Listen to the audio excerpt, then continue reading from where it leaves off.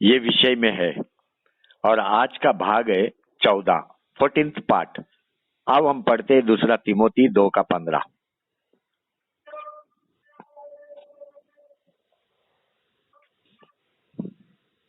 आइए हम पढ़ते हैं दूसरा तिमोथी 2 अध्याय उसका 15 वचन। अपने आप को परमेश्वर का ग्रहण योग्य और ऐसा काम करने वाला ठहराने का प्रयत्न कर, जो लज्जित होने ना पाए और जो सत्य के वचन को ठीक रीति से काम में लाता हो। देखो, जो कुछ भी परमेश्वर मेरे को प्रकट करता है वो सारी बातें मैं आपको बताता है। और ये सब कैसा मुमकिन है? केवल आपके प्रार्थना के द्वारा। मैं आप सभी को यीशु ख्रिस्त के नाम में धन्यवाद करता हूँ, क्योंकि आप सभी आपके व्यक्तिगत प्रार्थना में मुझे, मेरे परिवार को स्मरण रखते, याद करते हैं। ये एक ही कारण है कि परमेश्वर का आत्मा कई सत्य अपने को प्रकट करता है। परमेश्वर अपने सत्य अपने बालकों को प्रकट करता है, क्योंकि वो चाहता है कि उसके बच्चे ज्ञान में बढ़े। वो चाहता है कि आपका मन, आपका हृदय वचनों से भरा हुआ रहे, ज्ञान से भरा हुआ रहे। वो चाहता है आपका मन, आपका हृदय एक दूसरे को समझे, उनमें सहमति हो। उसके बाद ही आप कोई भी अच्छा निर्णय ले। मन अपने आप से अगर निर्णय लेगा बिना हृदय का सहमति से, तो ये कठिन है। अगर हृदय अपने मन के सहमति के बिना निर्णय लेगा तो आप संकट में पड़ सकते हैं। परमेश्वर का शब्द हमेशा चाहता है कि आप आत्मीय रीति आशीर्वादित जीवन जिए। शब्द चाहता है कि आप पहाड़ी का, चोटी का जीवन का अनुभव करें, क्योंकि परमेश्वर का शब्द में श्वास है, श्वास। वो अपने शरीर में, आत्मा में, प्राण में घूमते रहता है। और शब्द कभी बदलने वाला नहीं है। भूतकाल में शब्द था, आज भी शब्द है, कल भी शब्द रहेगा। वो कभी बदलने वाला नहीं। उसका सामर्थ्य वही है आज भी। तेरा परिस्थिति कैसा भी रहने दे, आज भी वो शब्द तेरे परिस्थिति में काम करता है, तेरे जरूरत में काम करता है, तुझे मार्गदर्शन करता है। जब यीशु ख्रिस्त का जन्म पृथ्वी पे हुआ, उसी समय में एक तारा का जन्म भी हुआ। आकाश में एक तारा का जन्म हुआ और वो बहुत ही उज्जवल था, चमकता हुआ तारा था। आसानी से अपने को दिखाई देता है आकाश में, आसानी से। अब ये तारा जैसा ही जन्म लिया, ये तारा ज्ञानी लोगों को मार्गदर्शन करना शुरू किया। ज्ञानी लोगों को। अभी ज्ञानी लोग कौन है? ज्ञानी लोग वही है जो यीशु ख्रिस्त को खोजते रहते हैं, यीशु ख्रिस्त को ढूंढते रहता है। अब ये 3 ज्ञानी लोगों को देखो, जो भारत देश से इजराइल तक गया। क्यों गया इजराइल तक? बालक प्रभु यीशु ख्रिस्त को खोजने के लिए, ढूंढने के लिए, मिलने के लिए। अभी इनको कैसा मालूम है कि यहूदियों का राजा का जन्म हुआ? इनको कैसा मालूम? क्योंकि ये लोग दूसरा स्वर्ग, इसका पढ़ाई अच्छे से जानते हैं। परमेश्वर ने इनको इतना ज्ञान बुद्धि दिया कि ये लोग तारों को, नक्षत्र, अपना ग्रह को अच्छी तरह से पढ़ाई करते हैं और इनको इसमें का रहस्य मालूम, भविष्यवाणी मालूम। यही ज्ञान बुद्धि के कारण जो स्वर्ग से इनको मिला, इनके हृदय में आया कि वे जाके बालक यीशु ख्रिस्त को भेंट करें। एक बार इन ज्ञानी व्यक्तियों की तरफ आप देखो। 3 बातें। थोड़ा फोन म्यूट कीजिए, किसी का फोन से आवाज आ रहा है। इन ज्ञानी व्यक्ति, फोन म्यूट कर दीजिए प्लीज। इन ज्ञानी व्यक्ति की तरफ देखो। 3 बातें अपने को इनमें से दिखाई दे रहा है। पहला ज्ञान, दूसरा ऐश्वर्य और तीसरा प्रेम। अभी इनके अंदर ज्ञान, ऐश्वर्य, प्रेम, ये तीनों बातों के कारण ये लोग यीशु क्रिस्त के खोजी बने, यीशु को ढूंढने वाले बने। और बाइबल बोलता है ये लोग पूर्व दिशा से आया। पूर्व दिशा, बाइबल में पूर्व दिशा को एक अपना महत्व है, क्योंकि पूर्व दिशा में बहुत से ज्ञानी लोग अपने को देखने को मिलता है। आप लोग का फोन म्यूट करो, बहुत ही डिस्टर्ब हो रहा है, किसी का फोन से बहुत आवाज आ रहा है। म्यूट कर दो, एक बार चेक करो फोन म्यूट में है या नहीं है। म्यूट कीजिए, कोई बाहर है क्या? म्यूट कीजिए आप लोग, एक बार खाली म्यूट कर दीजिए, एक बार जांचो आपका फोन को।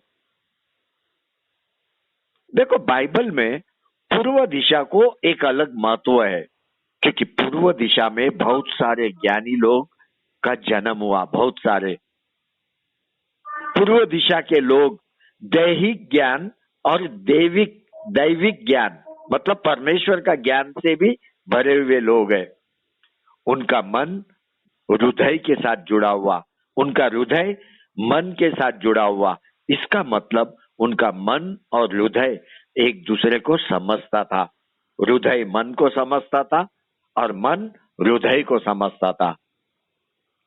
जब परमेश्वर ने सोलोमन राजा को दैविक ज्ञान दिया, उस समय में सोलोमन राजा पृथ्वी पे दिखाई देने लगा।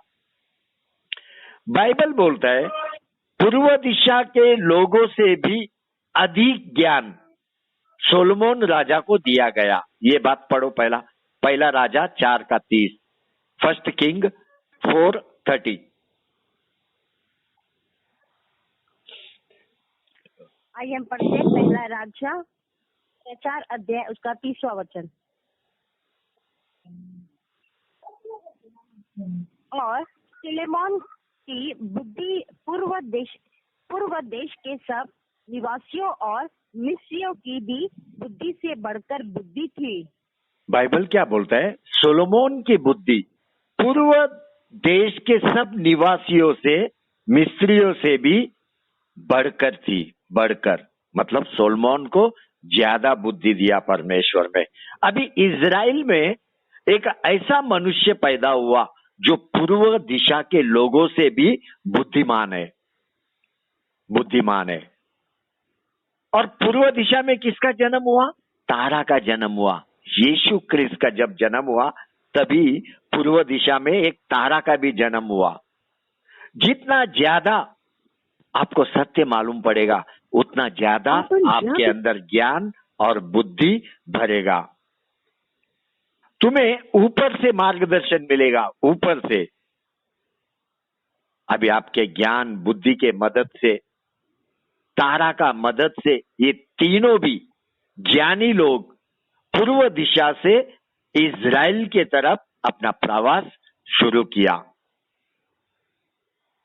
वे लोग जानना चाहते थे, नया राजा का जो जन्म हुआ, नया राजा को जानना चाहते थे, देखना चाहते थे। कैसा इनको मालूम? क्योंकि इन्होंने आकाश में भविष्यवाणी का तारा देखा, प्रभु यीशु क्रिस्त का तारा देखा।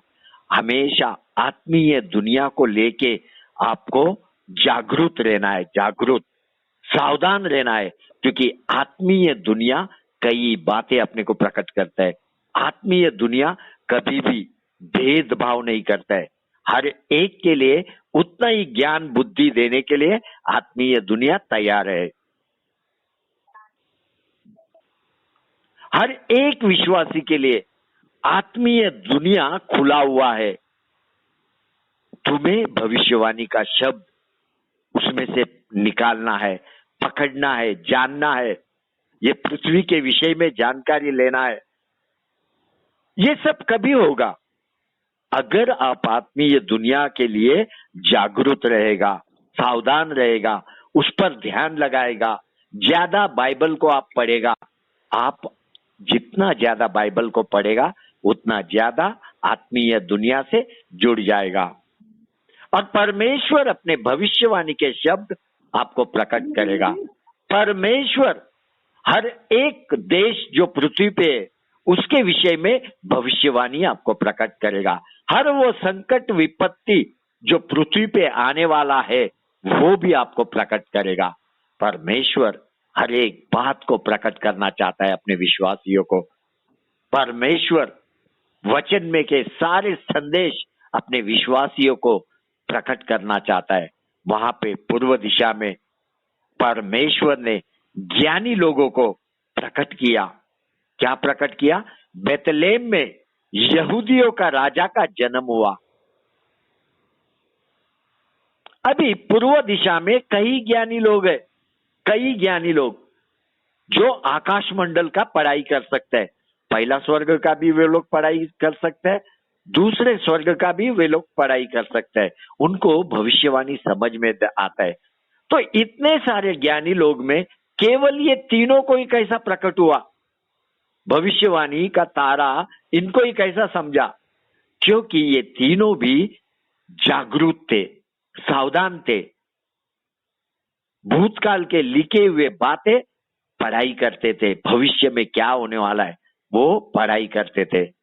अभी इजराइल में आप देखो, इजराइल में कई ज्ञानी लोग हैं, कई ज्ञानी लोग इजराइल में भी है। इनको अपन महायाजक बोल सकते हैं, शास्त्रीय बोल सकते हैं। अभी इनको मालूम है यीशु क्रिस्त का जन्म कब होगा, कहां होगा। और उस समय में इजराइल का राजा हेरोद था, हेरोद। अभी ये हेरोद के पास कई इजराइल के ज्ञानी लोग महल के अंदर थे, महायाजक लोग, शास्त्री लोग। अभी ये ज्ञानी लोग भी भविष्य को पढ़ सकते थे। इनको मालूम है यहूदियों का राजा का जन्म होने वाला है। इनको मालूम है वही मसीहा है। और इनको ये भी मालूम है यहूदियों का राजा का जन्म बेतलेहम में होने वाला है। लेकिन जब यीशु क्रिस्त का जन्म हुआ इनको पता ही नहीं चला। पहला किसको पता चला? पूर्व दिशा में तीन ज्ञानी लोग को पता चला। क्यों? वे लोग जागरूक थे। और यहाँ का इजरायली महायाजक और शास्त्री, ये लोग हेरोद राजा के साथ है। लेकिन इनको मालूम ही नहीं यीशु क्रिस्त का जन्म हो गया। क्यों नहीं मालूम?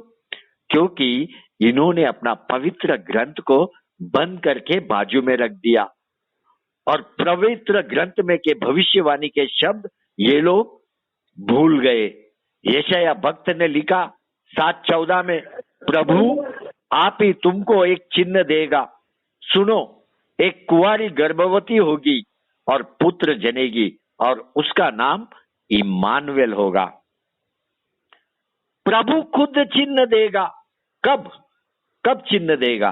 अगर आप पवित्र ग्रंथ पढ़ोगे तो चिन्ह देगा। अभी इजराइल का ज्ञानी लोग अपना पवित्र ग्रंथ को बंद करके एक कोने में रख दिया। कैसा परमेश्वर अपना सत्य इनको प्रकट करेगा? अगर अपन बाइबल में देखेगा यीशु क्रिस्त यहूदियों का राजा करके जन्म हुआ, यहूदियों का राजा। लेकिन परमेश्वर ने ये बात इजराइलियों को, यहूदी लोगों को प्रकट नहीं किया। ये बात पूर्व दिशा में तीन ज्ञानी लोगों को प्रकट किया। आज कई विश्वासी लोग इजराइल के ज्ञानी लोगों जैसा बर्ताव करते हैं। उनका स्वभाव भी ऐसा ही है। ज्ञानी लोगों ने क्या किया? पवित्र ग्रंथ को बंद रख के बाजू में रख दिया। और आज कई विश्वासी पवित्र ग्रंथ को हाथ तक नहीं लगाते, खोलते भी नहीं है, बाजू में रख दिया। आज का विश्वासी एक धन्य विश्वासी है क्योंकि उसके पास पुराना नियम है, नया नियम है, पूरा पवित्र ग्रंथ है उसके पास। लेकिन क्या हुआ? अपना शरीर को तोड़ने को तैयार नहीं, समर्पण जीवन जीने को तैयार नहीं। शरीर तोड़ेगा, समर्पण जीवन जिएगा, तभी ही तू बाइबल को पढ़ पाएगा। लेकिन तकलीफ उठाने को तैयार नहीं। बाइबल पढ़ना मतलब विश्वासी के लिए एक संघर्ष बन चुका है। संघर्ष एक्चुअली मुझे बोलना नहीं चाहिए, फिर भी मैं आपको एक शब्द बोलता हूं। आपने अपना बाइबल को गाड़ दिया। बाइबल को शेल्फ में रखना, इसका मतलब क्या है मेरे को बताओ। तू बाइबल नहीं पढ़ रहा है, इसका मतलब क्या है। आज कई विश्वासी लोग केवल सीनियर बन गया, सीनियर, कोई 20 साल का, कोई 25 साल का, कोई 15 साल का, कोई 5 साल का।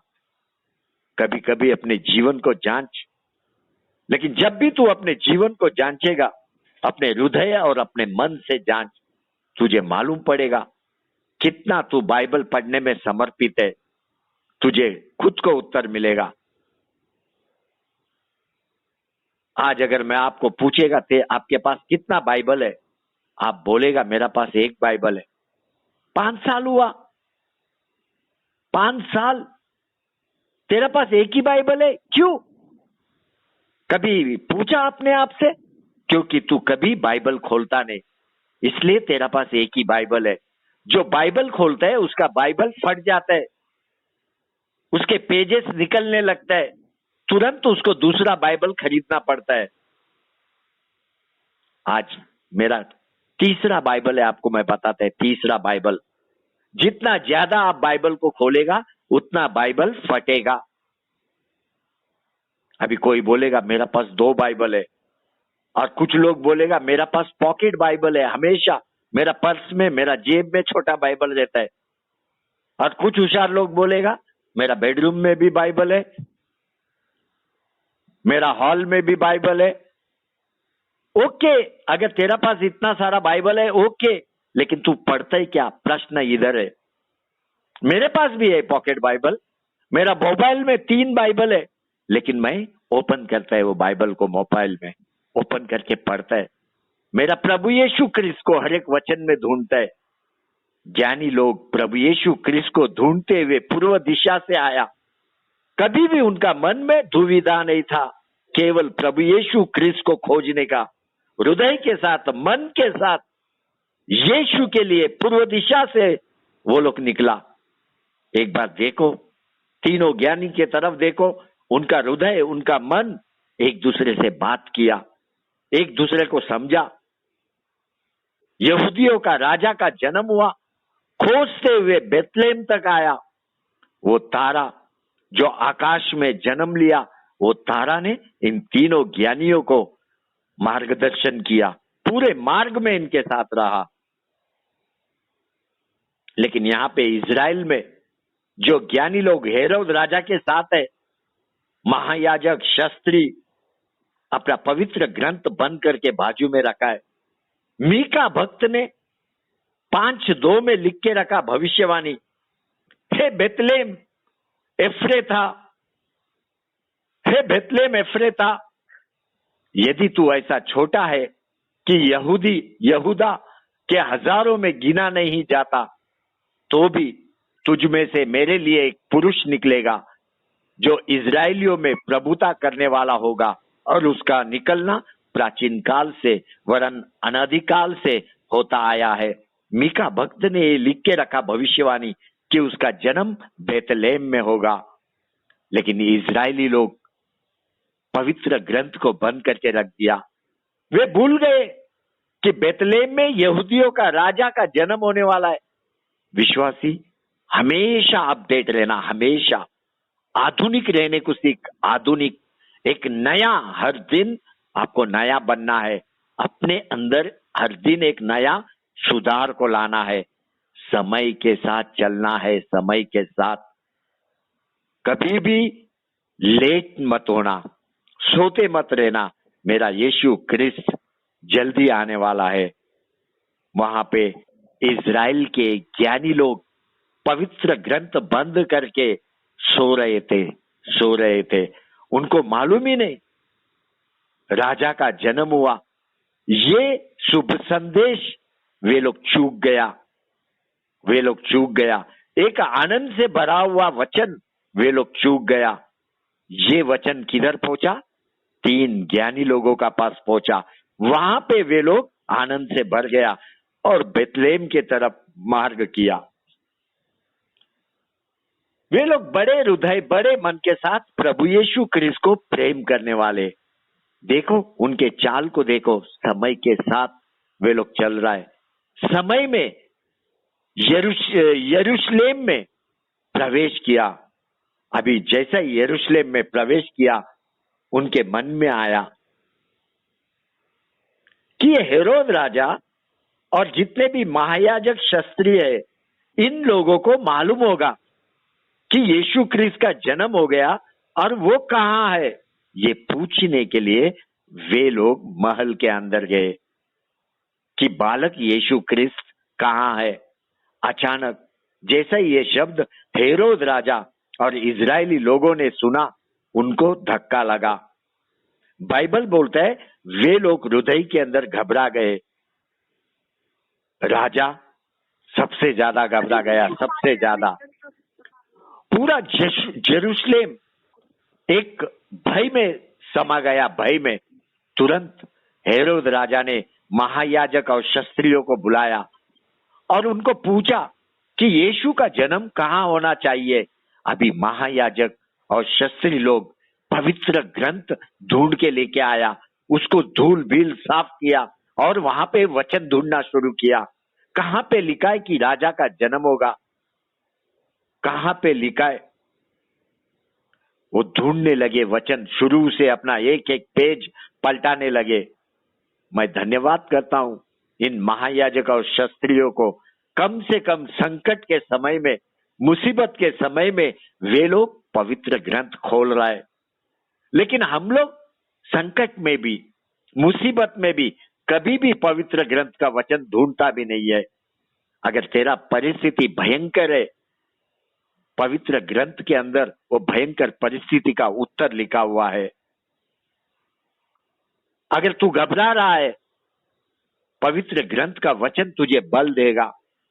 अगर तेरा जीवन एक आशाहीन हो चुका है, ऐसे परिस्थिति में परमेश्वर का वचन तुझे आशा देगा। अगर तू भयंकर बीमार है, परमेश्वर का वचन तुझे चंगाई देगा। आर्थिक संकट समस्या में है, परमेश्वर का वचन तुझे बहुतायत में लेके आएगा। अगर तू अपने आप को टूटा हुआ, कमजोर महसूस करता है, परमेश्वर का शब्द तुझे शक्ति, बल से भर देगा। क्योंकि ये वचन तेरे पैरों के लिए दीपक है, ये वचन पृथ्वी के लिए प्रकाश है। जब महायाजक और शास्त्री लोगों ने पवित्र ग्रंथ को खोला, उन्होंने पाया मीका भक्त ने लिख के रखा हुआ वचन।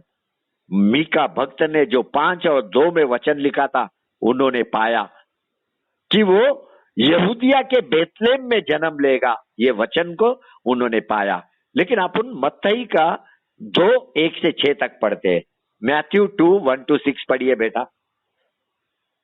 जी अंकल, आइए हम पढ़ते मैथ्यू उसका 2 अध्याय 1-6।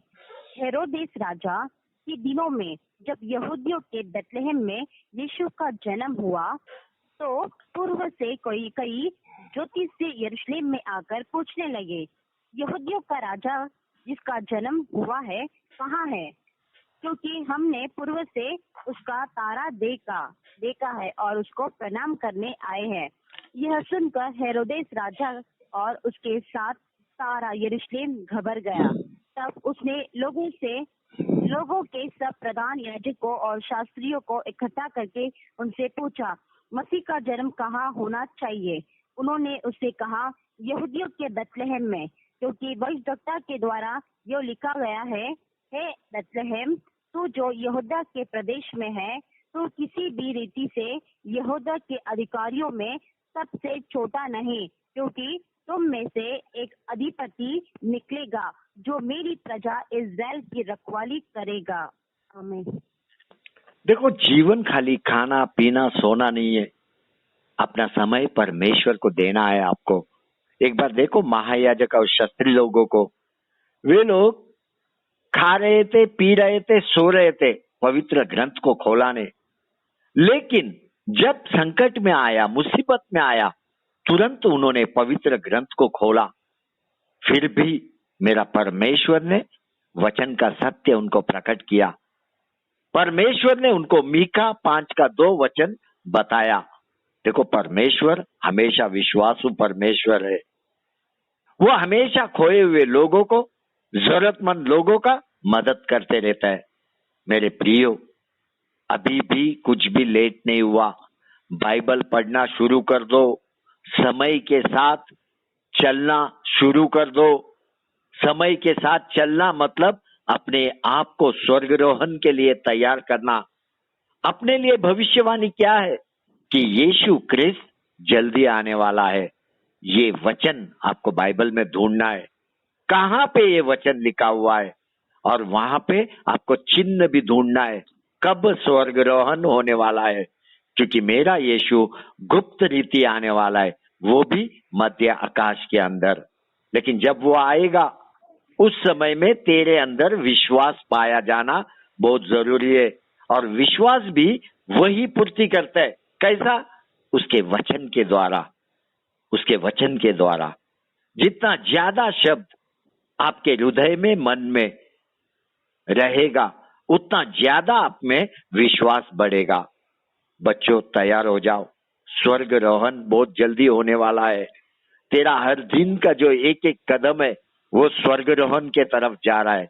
लूक 18:8 अपने को बताता है, जब मनुष्य का पुत्र आएगा क्या वो पृथ्वी के ऊपर विश्वास को पाएगा। तेरे जो भी काम है वो आत्मीय काम होना चाहिए, जीवन में आत्मीय काम, और बाकी मेरा परमेश्वर विश्वास को तेरे अंदर डालेगा।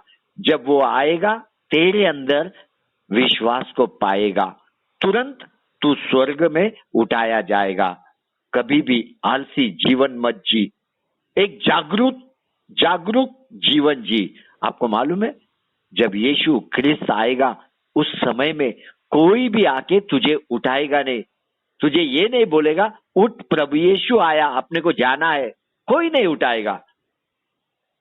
लेकिन वहां पे हेरोद और इजरायली लोग धन्य लोग हैं, क्योंकि 3 ज्ञानी लोग पूर्व दिशा से आके इनको जगाया, इनको उठाया, इनको बताया कि यहूदियों का राजा का जन्म हुआ, कहां पे है वो। इसी को ज्ञान बोलते हैं, ज्ञान। ज्ञान ने हेरोद राजा इजरायली लोगों को उठाया, जगाया। आज अगर आपको जागते रहना है तो आपको ज्ञान का जरूरत है, और ज्ञान कहां से आता है? शब्द में से। अभी ज्ञान क्या है, कभी आपने सोचा? ज्ञान मतलब समझ, ज्ञान मतलब समझ, और वो कहां से आता है? मैं आपको बाइबल का रेफरेंस देगा, आप जल्दी जल्दी नोटबुक में लिख लेना। वो पवित्र आत्मा से आता है। निर्गमन 31:3 में ये लिखा है। ज्ञान प्रभु से आता है। निर्गमन 36:1 और 2 पद में लिखा है। ज्ञान परमेश्वर का नियम से आता है। ये बात आपको व्यवस्था विवरण 4:6 में मिलेगा। ज्ञान परमेश्वर का भय मानने से आता है। नीति वचन 9:10 में मिलेगा। ज्ञान धार्मिकता से आता है। नीति वचन 10:31 में आपको मिलेगा। आपको मालूम है परमेश्वर ने मूसा को बोला कि मैंने बेजालील को मेरी आत्मा से भर दिया। वापस बोलता हूं, ये बात सुनो। परमेश्वर ने मूसा से बोला, मैंने बेजालील को मेरी आत्मा से भर दिया। अभी ये परमेश्वर का आत्मा है क्या? बुद्धि, प्रवीणता, ज्ञान और सब प्रकार के कार्य की समझ देने वाली आत्मा, इसको बोलता है परिपूर्ण आत्मा। निर्गमन 31:3 पढ़ो। आइए पढ़ते निर्गमन 31 उसका 3 वचन। और मैं उसको परमेश्वर की आत्मा से जो बुद्धि, प्रवीणता, ज्ञान और सब प्रकार के कार्यों की समझ देने वाली आत्मा है, परिपूर्ण करता हूँ। देखो, ये परमेश्वर का आत्मा है। निर्गमन 31:3। अभी आपको मालूम है बेजालील हर एक काम में होशियार था, होशियार। उसके काम अद्भुत थे, अद्भुत। उसके हाथों में एक कला था, कला। टैलेंटेड था बेजालील। बेजालील के हाथ से क्या क्या बना आपको मालूम है? वाचा का संदूक, सोना, लकड़ी का काम, परमेश्वर का सिंहासन, मेज, मिलाप वाला तंबू, साक्षी पत्र का संदूक, उस पर का प्रायश्चित का ढकना और तंबू का सारा सामान उसने बनाया। मेज, चौके सोने की दीवट, धूप वेदी उसने बनाया। आरून का पवित्र वस्त्र, आरून के बेटों का पवित्र वस्त्र, अभिषेक का तेल, सुगंधित धूप बेजालील ने बनाया। बेजालील ने, देखो उसके हाथ के काम को देखो। और ऐसा कार्य केवल परमेश्वर का आत्मा का सहायता से हो सकता है। और परमेश्वर ने अपना आत्मा किधर रखा? बेजालील के हृदय में रखा। हृदय में। इसको बोलते हैं समझ। समझ। लेकिन आज विश्वासी अपने ही दिमाग से, अपने ही समझ से व्यक्तिगत रीति काम करते रहता है। यही कारण है आपका समझ कभी फल नहीं लेके आता है। अच्छे कार्य आपके द्वारा दिखाई नहीं देते। परमेश्वर के आत्मा से प्रथम भर। हृदय में परमेश्वर के आत्मा को स्थान दे। और जब भी तू काम करेगा, मन का और हृदय का मेल मिलाप, सहमति का काम कर। दोनों एक दूसरे से बातचीत करना चाहिए, मन हृदय के साथ, हृदय मन के साथ। इसको बोलते हैं मेल मिलाप का कार्य। अगर तू मेल मिलाप का कार्य करेगा तभी परमेश्वर तेरे कार्य को प्रेम करने लगेगा। तेरे मन को परमेश्वर का ज्ञान का जरूरत है हर एक काम में। और ज्ञान तेरे हृदय के अंदर है, उसको ले और काम कर। बाइबल ये भी बोलता है हृदय तो सब वस्तुओं से अधिक धोखा देने वाला होता है, उसमें असाध्य रोग लगा है, उसका भेद कौन समझ सकता है। हृदय सबसे अधिक धोखा देने वाला है। यिर्मयाह भक्त 17:9 में ये आपको मिलेगा। इसका मतलब तुझे हृदय में परमेश्वर का आत्मा का जरूरत है। उसके बाद ही तू अच्छे काम कार्य करने लगेगा, अच्छा जीवन जीने लगेगा। परमेश्वर के ज्ञान से भर जा। बेजालील परमेश्वर का आत्मा से भरा हुआ था। वो 3 ज्ञानी लोगों को देखो, उनके अंदर भी परमेश्वर का आत्मा है। हृदय के अंदर उनको बालक यीशु क्रिस्त के पास आत्मा ने चलाया। उनके अंदर इतना ज्ञान बुद्धि था कि वे भविष्य को देख सकते थे। भविष्य को आज भी अविश्वासी लोगों में आपको ज्योतिष बाबा मिलेगा, जिसको तारा का भाषा समझ में आता है, ग्रह का भाषा समझ में आता है। वो लोग जानते हैं, भविष्यवाणी करते हैं ग्रह तारा को पकड़ के, और लोग उनके पास उपाय के लिए जाते हैं।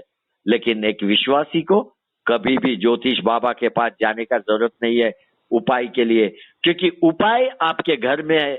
पूरा पवित्र शस्त्र आपके पास है। जो भी उपाय आपको चाहिए, किसी भी प्रश्न का उत्तर चाहिए, बाइबल में सभी प्रश्न का उत्तर है। अभी इन ज्ञानी लोगों को तारा ने मार्ग में चलाया। अभी दूर से पूर्व दिशा से ये लोग निकला, मार्ग में कई रुकावट आया, फिर भी इज़राइल में यरूशलेम तक ये लोग पहुंचा। अभी यहाँ पे मेरे को इनका एक गलती को आपको सिखाना है। यहाँ पे आने के बाद इनसे एक गलती हो गया, लेकिन इसको अपन गलती नहीं, बड़ा गलती बोलना पड़ेगा। मैं आपको बताता है कैसा गलती हुआ। जब ये लोग ने अपना सफर को शुरू किया बालक यीशु क्रिस्त से मिलने के लिए, उस समय में उन्होंने क्या किया मालूम है? अपना दिमाग और हृदय दोनों का सहमति लिया, दोनों का, और उसके बाद ही सफर में निकला। और जब उन्होंने तारा को देखा, हृदय ने क्या बोला मालूम है? कि अपन बालक यीशु को देखने को जाते। हृदय के अंदर एक इच्छा ने जन्म लिया कि हम यीशु को देखेंगे। तभी मन ने क्या किया मालूम है? हृदय का इच्छा को समझा और मन ने हृदय को सहमति दिया। मन ने बोला, कोई परवाह नहीं, मार्ग में कितना भी संकट, मुसीबत, तकलीफ आने दो, हम बालक को खोज के रहेंगे, बालक तक पहुंचेंगे। हृदय ने बोला मन को कि अपने को तारा है मार्गदर्शन करने के लिए, केवल अपन उसके पीछे चलेंगे बस। मन ने भी स्वीकार किया। दोनों का सहमति के साथ एक सफर शुरू हो गया। और यहाँ पे बेथलेहम में प्रभु यीशु क्रिस्त बड़ा हो रहा है। कुछ महीने के बाद ये लोग इज़राइल के जेरूशलेम में पहुंचा। जब ये लोग जेरूशलेम में पहुंचा, ज्ञानी लोगों का मन ने बोला कि हम हेरोद राजा के महल में जाके पूछते हैं, बालक यीशु का जन्म कहाँ पे हुआ। यहां पे एक बड़ा गलती हो गया। पहली बार पूरे सफर में हृदय का सहमति इन्होंने लिया नहीं, हृदय का मदद इन्होंने नहीं लिया, केवल दिमाग के निर्णय पे निर्भर रह गया। दिमाग ने बोला कि चलो हेरोद राजा के पास। यहाँ पे इनको हृदय का सहमति लेना बहुत जरूरी था। मन को हृदय से पूछना जरूरी था, क्या हम हेरोद राजा के पास जाएंगे यीशु के विषय में पूछने को। हृदय उनके साथ बात करता, हृदय बोलता, जरूरत नहीं है, क्योंकि अपने सामने तारा है जो हमें इतने दूर तक लेके आया, आगे भी वही हमें चलाएगा, हम केवल तारा के पीछे चलेंगे, हेरोद राजा का पास जाने का जरूरत नहीं। लेकिन उन्होंने हृदय का मदद लिया ही नहीं। हृदय का मदद नहीं लेना, इसका मतलब क्या है मालूम है? परमेश्वर का आत्मा का मदद उन्होंने लिया नहीं, परमेश्वर का ज्ञान का मदद उन्होंने लिया नहीं। वे लोग मार्ग में चूक गए। वे लोग हेरोद राजा के महल के अंदर चले गए। अंदर जाके उन्होंने बोला कि यहूदियों का राजा जिसका जन्म हुआ है कहाँ है। मत्ती का किताब 2:2 पढ़िए। यहूदियों का राजा जिसका जन्म हुआ है कहाँ है, क्योंकि हमने पूर्व में उसका तारा देखा है और उसको प्रणाम करने आए हैं। देखो, यही बड़ा मिस्टेक इनका हो गया। अभी आप बोलेगा ब्रदर बोयाज, इनका महल में जाना, इसमें कोई हमको गलती नहीं दिखाई दे रहा है, कोई मिस्टेक नहीं है हेरोद राजा से जाके मिलना। ध्यान से सुनना, मन ने लिया हुआ ये निर्णय है और मन का निर्णय हमेशा योग्य रहेगा, ये कभी मत आप सोचना, गलत भी हो सकता है। कभी कभी मन ने लिया निर्णय, उसका नुकसान अपने को बाद में देखने को मिलता है, सालों के बाद देखने को मिलता है। हो सकता है मन का निर्णय सही भी है, गलत भी है, लेकिन जो निर्णय मन और हृदय मिलके लेता है हमेशा योग्य रहता है। ये लोग हेरोद राजा का पास गया और पूछा, बालक यीशु का जन्म किधर हुआ। बाइबल बोलता है उसी समय में हेरोद घबरा गया। लेकिन हेरोद राजा घबराने के बाद उसने जो निर्णय लिया अपने मन और हृदय के साथ लिया। उसने प्रकट होने नहीं दिया कि वो अंदर से घबरा गया है, उसने प्रकट होने नहीं दिया कि उसके अंदर फंसाने वाला हृदय है। ये सब बातें उसने प्रकट होने नहीं दिया। पढ़िए मत्ती 2:7 और 8।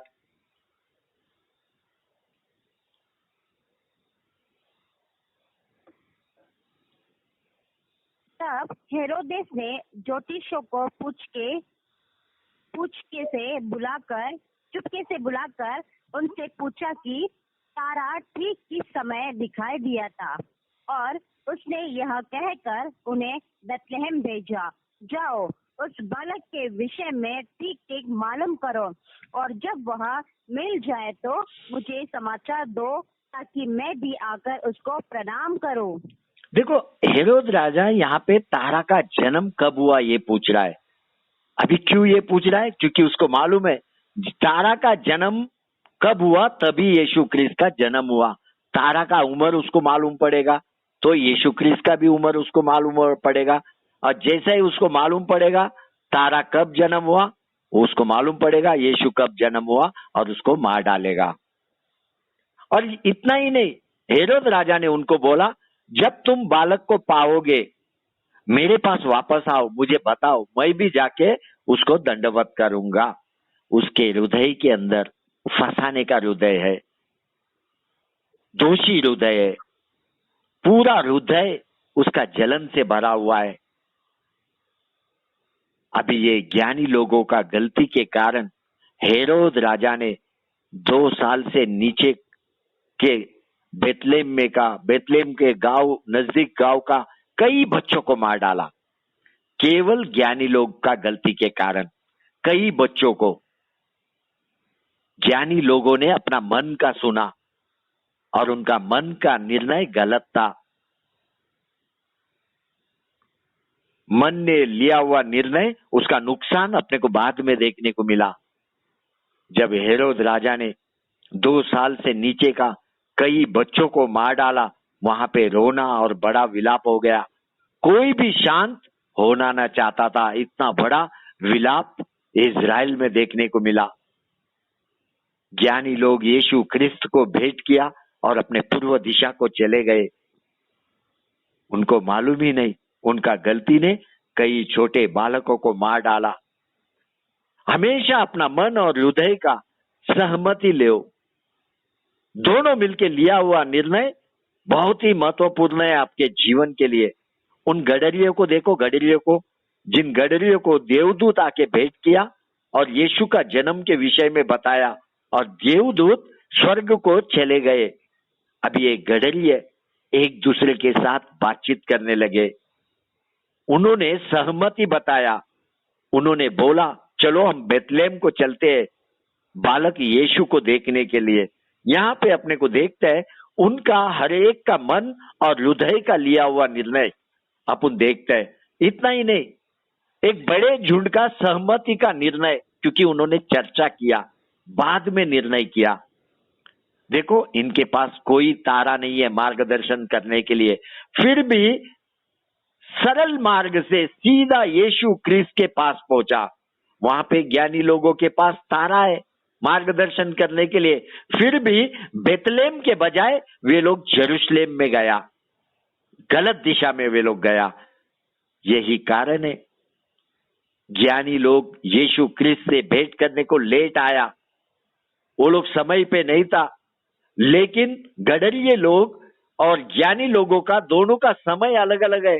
गडरिये लोग प्रथम व्यक्ति है जिन्होंने यीशु क्रिस्त को देखा। लूक 2:15 पढ़िए।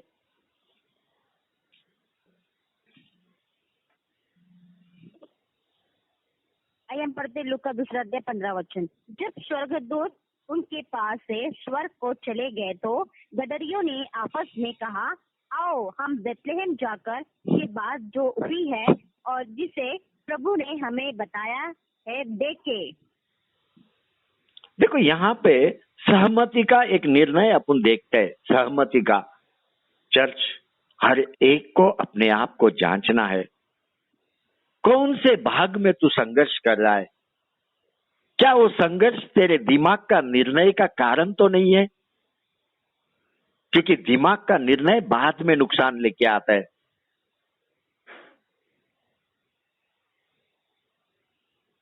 ज्ञानी लोगों ने दिमाग से निर्णय लिया था, हृदय से नहीं।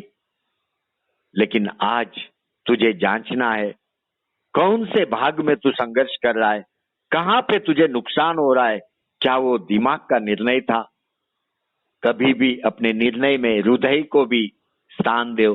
हृदय का स्थान भी महत्व है, क्योंकि हृदय में परमेश्वर का आत्मा रहता है। कोई भी विश्वासी फेल नहीं होना चाहिए। देखो, कई विश्वासी बच्चों के विवाह के विषय में फेल हो जाते हैं, कुछ बच्चे पढ़ाई के विषय में फेल हो जाते हैं। अपना सिस्टर कृपा को देखो, जब वो दुविधा में थी डिग्री करना या टीचर का शिक्षा करना, तुरंत क्या किया सिस्टर ने? पास्टर अम्मा का मदद लिया। मतलब दैविक ज्ञान का मदद लिया, आत्मीय मदद लिया। इस तरह से आपको जीवन जीना है। और कृपा सिस्टर को योग्य निर्णय मिला। इतना ही नहीं, परमेश्वर ने भी वो निर्णय पे अपना मोहर लगाया। मोहर कैसा लगाया? चमत्कार रीति 50 रुपया देके, चमत्कार रीति परमेश्वर ने 50 रुपया दिया। उसके बाद ही सिस्टर ने अपना फॉर्म भरा। उसका मन हृदय ये निर्णय में है। केवल उसका मन हृदय नहीं, साथ में आत्मीय मार्गदर्शन भी है।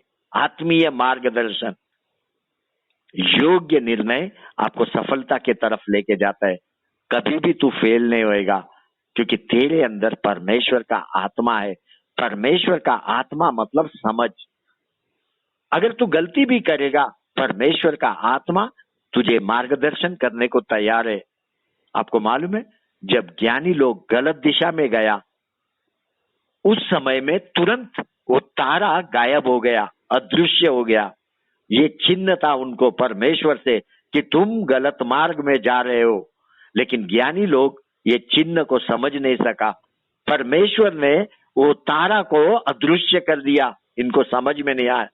लेकिन जब वे लोग महल से बाहर आए, वापस वो तारा प्रकट हुआ। वे लोग आनंद करने लगे और वही तारा ने उनको प्रभु यीशु क्रिस्त के पास लेके गया। कलीसिया, अगर आज आप गलत मार्ग में है, तेरा तारा अदृश्य हो चुका। अदृश्य, इसका मतलब परमेश्वर का आत्मा तेरे हृदय में नहीं है। जब तू परमेश्वर के मार्ग में लौट के आएगा, परमेश्वर का आत्मा फिर एक बार तेरे हृदय में आएगा, तेरे मार्गदर्शन करेगा। पाउल तिमोथी को सिखा रहा था, अपने आप को परमेश्वर का ग्रहण योग्य और ऐसा काम करने वाला ठहराने का प्रयत्न कर जो लज्जित होने ना पाए, लज्जित होने ना पाए, और जो सत्य के वचन को ठीक रीति से काम में ला। यहाँ पे ये वचन को रोकता हूं। आगे का भाग अपन सोमवार को देखेंगे। सोमवार को सभी आंखें बंद करो।